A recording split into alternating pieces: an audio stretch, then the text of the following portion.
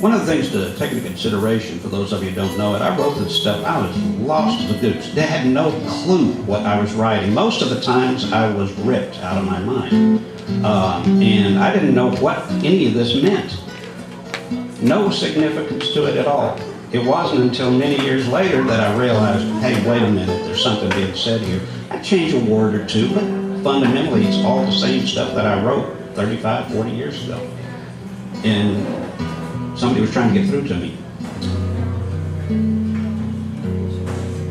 This was one I wrote back then, and I'd been watching TV and seeing wars going on in India and Pakistan and in Ireland and in the Middle East as usual. And one of the 5 times, you know, Israel's involved with a war with several different countries attacking it and trying to wipe it off the face of the earth. Nothing changed. That's one of the reasons why the stuff's still valid. Nothing really changes. I was having problems with the whole issue from just a very generic secular point of view because I didn't see any real sense in the way things were being acted out in front of me. So I had something critical to say of everybody, and I think it's something that needs to be said to let the rest of the world know, yeah, we understand too. We don't like it either. As a Christian kills a Christian, for it's what he's told to do, and the Hindu kills a Muslim, and the Muslim kills a Jew, as the bullets fly in Belfast and the bombs fall in Dakar, I'm waiting for the Vatican to declare war, for they know God's word is law. Put machine guns in the manger, for they know that Christ's the way, and they know that love's the answer, so they'll kill for love today. Well, every man, since man's ever been around, his religion's first, for he's killed his kind in the name of God ever since he's been on earth. But I don't think that I'll do it. I think they'll be alone. When they ask me to kill for the Prince of Peace, I think I'll go get stoned.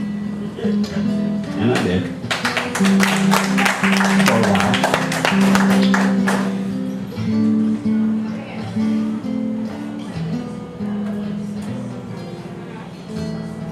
This is one that, this particular book right here that I'm holding in my hands, I originally hand wrote the ones that I thought my grandmother would like best of all the stuff that I wrote. And I gave it to her, and then when she passed away, I got it back. And this was one of her favorites. When I feel the urge to wander, and I feel the urge to roam, and then I try to find the road to lead my wearied way back home. I remember I've been blazing a trail to show to you all the trouble I've been having, all the pain that I've gone through. To make the way much easier for you who thought you knew, that a shadow in my smile, or a wrinkle in my face is the sign that I am someone that you think is in disgrace. When all that I can show to you is where I've been before, and all the things you think are new have all been done before. And the label that you're leaving on the face that shines so true is only tearing him apart, is only what's to blame. And he's just the shadow of a someone who could be, and it's a shame that the story that I'm telling you is true. Then I really truly don't know what to do.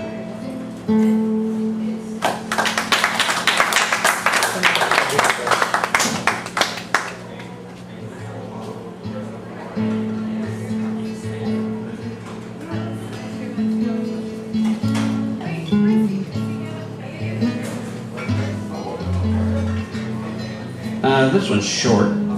It's called Man to Wife. If you'll wipe away the sweat and tears that are in my eyes, I'll help you pick out your broken dreams from the lies and arrange them in truth that you might plainly see that you are just who you are, and that's who I want you to be.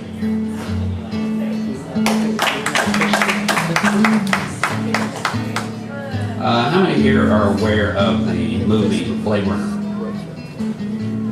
Okay, it was originally taken from a book, Do Androids Dream of Electric Sheep? Was the title. And I always was amused by the title. I really liked the book, and I come to like it even more many years later. But like I said, I was 15 years old whenever I originally read the book, and I thought it was amusing. The title was amusing, so I ended up writing my own take on it. Do androids dream of electric sheep, while cyborgs in their castles of steel hold iron maidens who rust and weep, while all their parts just squeak and squeal? Does any android give a clank whose wires corrode in their power cells, whose RAM specs need changing for their memory banks, whose lube job warning is ringing its bells?